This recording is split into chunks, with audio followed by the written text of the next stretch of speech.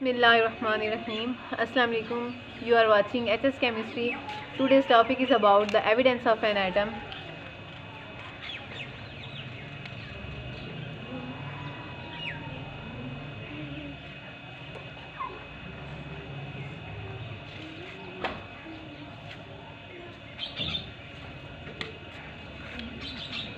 अच्छा, जो last video थी उसमें हमने स्टडी किया था कि एटम क्या होता है, और फिर हमने उसके बाद एटम की जो डिस्कवरी में हिस्ट्री आती है उसके बारे में भी हमने स्टडी किया था। डिफरेंट साइंटिस्ट का जो वर्क था वो हमने स्टडी किया था।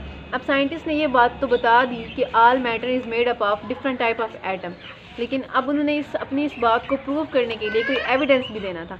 तो इसके लिए फिर उन्होंने डिफरेंट एक्सपेरिमेंट्स को परफॉर्म किया और डिफरेंट माइक्रोस्कोप का यूज़ करके। तो सबसे पहले हमारे पास जो एक्सपेरिमेंट आता है वो है यूज़ ऑफ ऑप्टिकल माइक्रोस्कोप।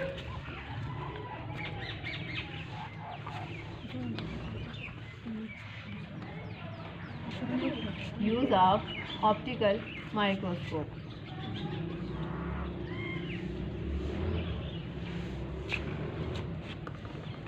अच्छा, माइक्रोस्कोप वर्ड से तो आप लोग पहले भी अवेयर होंगे। माइक्रो मीन होता है हमारे पास, माइक्रो मीन होता है स्मॉल, और स्कोप मीन क्या होता है, टू लुक एट।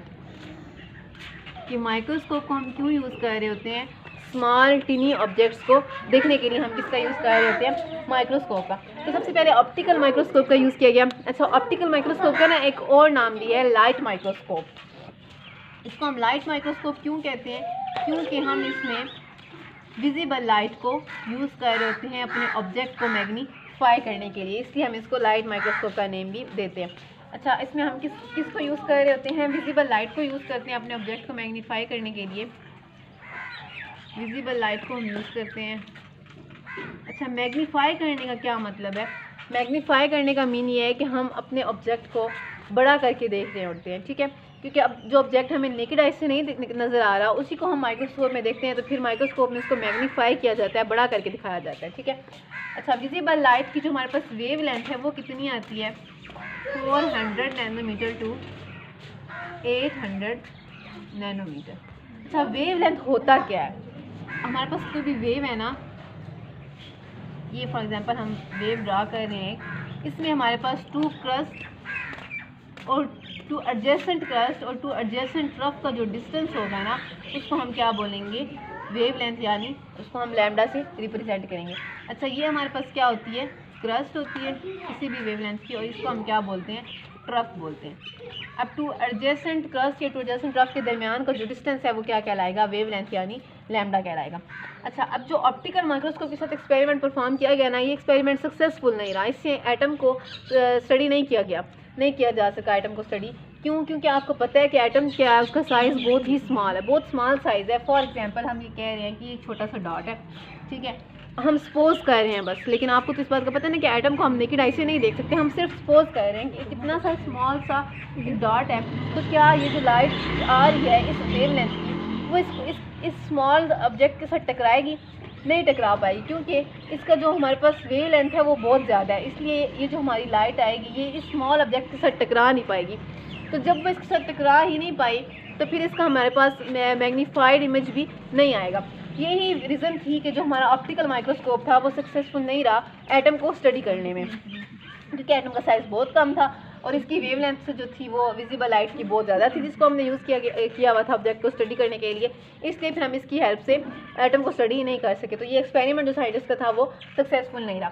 तो फिर उन्होंने इसके बाद इलेक्ट्रॉन माइक्रोस्कोप को यूज़ करने के बारे में सोचा। किसको यूज़ किया उन्होंने, use of electron microscope. Electron microscope, अब जैसे आप लोगों को नाम से कि कुछ अंदाज़ा हो गया होगा कि इसमें उन लोगों ने इलेक्ट्रॉन माइक्रोस्कोप में इलेक्ट्रॉन बीम का यूज़ किया। इलेक्ट्रॉन माइक्रोस्कोप में किस चीज़ का यूज़ किया गया, इलेक्ट्रॉन बीम का यूज़ किया गया। इलेक्ट्रॉन बीम का, इलेक्ट्रॉन तो पता है ना आपको कि एटम का भी सब एटॉमिक पार्टिकल है, तो इसकी वेवलेंथ जो थी वो बहुत कम थी। इसकी वेवलेंथ क्या थी हमारे पास, 0.004 नैनोमीटर टू 0.05 नैनोमीटर। तो इसकी वेवलेंथ जो थी वो बहुत कम थी। जैसे मैं अगर यहाँ पे ड्रा करूँ तो इसकी वेवलेंथ बहुत ही कम थी, ठीक है। अब इसके रास्ते में अगर कोई स्मॉल ऑब्जेक्ट पड़ा हुआ था तो ये इसके साथ क्या कर जाएगा, टकरा जाएगा। और फिर जब ये एक साथ टकराएगा तो आपको पता है कि माइक्रोस्कोप में लेंस भी लगे हुए होते हैं, जो फिर हमें जो भी हमारा ऑब्जेक्ट होता है उसको मैग्नीफाई करके बड़ा करके दिखाते हैं। तो इलेक्ट्रॉन बीम को यूज़ किया गया इलेक्ट्रॉन माइक्रोस्कोप में, जिसने फिर हमारे एटम को मैग्नीफाई करके हमें दिखाया, ठीक है। तो ये जो एक्सपेरिमेंट था वो किस चीज़ पर साइंटिस्ट ने परफॉर्म किया, ग्रेफाइट का पीस लिया उन्होंने और इसको उन्होंने माइक्रोस्कोप में रख कर स्टडी किया। तो जो रिज़ल्ट था हमारे पास वो हमें फ़ोटोग्राफ की फॉर्म में आता है। ये फ़ोटोग्राफ की फॉर्म में रिज़ल्ट आया, जिसमें ये जो ब्राइट लेयर्स आपको नज़र आ रही होंगी, डार्क लेयर्स और दरमियान में ब्राइट लेयर्स हैं, ये क्या, ये लेयर्स किसको शो कर रही थी, ये लेयर ऑफ कार्बन एटम को शो कर रही थी। ये जो थी ना ब्राइट लेयर्स थी, किसको शो कर रही थी, लेयर ऑफ कार्बन एटम, ठीक है। तो ये जो इलेक्ट्रॉन माइक्रोस्कोप के साथ एक्सपेरिमेंट था ये क्या रहा, सक्सेसफुल रहा एटम को स्टडी करने के लिए, ठीक है। अब एटम को स्टडी कर लिया उन्होंने, देख लिया कि एटम प्रेजेंट है, ये बात प्रूव होगी। अब इसके बाद बारी आती है कि एटम का डायमीटर स्टडी करना है और एटम का मास स्टडी करना है।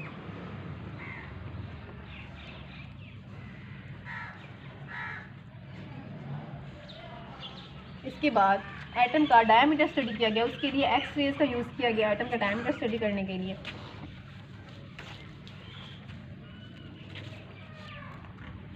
तो क्या आता है हमारे पास, use of X rays. X rays को यूज़ करके एटम का जो है वो डायमीटर स्टडी किया गया। टू फाइंड द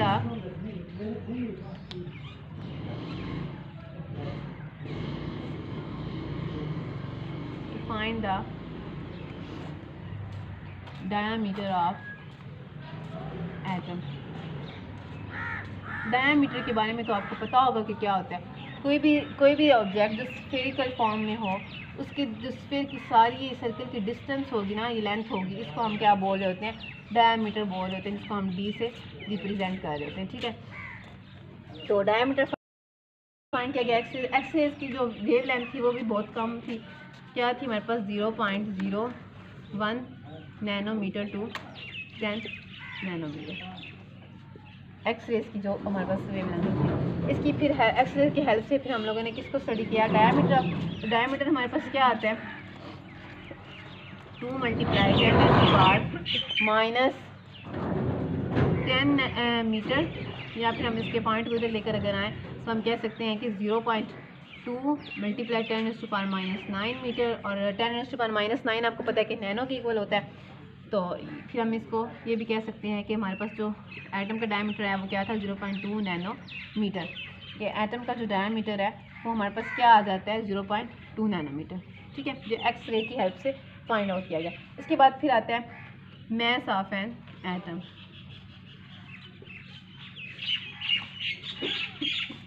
ठीक है, साइंटिस्ट ने एटम के मास को भी सपोर्ट किया हुआ था कि एटम का मास तकरीबन कितना होगा, 10⁻⁻27 to 10⁻⁻25 किलोग्राम। लेकिन फिर बाद में ये देखा गया कि एटम चूँकि बहुत ज़्यादा स्मॉल है तो फिर उसके जो था मास उसको एक्सप्रेस करने के लिए एक नया यूनिट इंट्रोड्यूस करवाया गया, एटॉमिक मास यूनिट, जिसे हम AMU भी कहते हैं। और 1 AMU जो है हमारे पास वो किसके इक्वल होता है, 1.661 × 10⁻⁻27 किलोग्राम और 1.661 × 10⁻⁻24 ग्राम, ठीक है। तो आज का जो हमारा लेक्चर था वो कंप्लीट हुआ, वो एविडेंस ऑफ एटम के बारे में था। 1 हमारे पास किसके बारे में था, एविडेंस ऑफ एन एटम के बारे में था कि हमने एटम को लास्ट वीडियो में हमने पढ़ा था एटम क्या होता है। फिर अब इस वीडियो में हमने देख लिया कि एटम क्या है, उसको प्रूव करने के लिए साइंटिस्ट ने क्या एक्सपेरिमेंट परफॉर्म किया, क्या एविडेंस दिया। तो आज का लेक्चर हमारा कंप्लीट हुआ। अब हम नेक्स्ट वीडियो में मिलेंगे एक नए टॉपिक के साथ।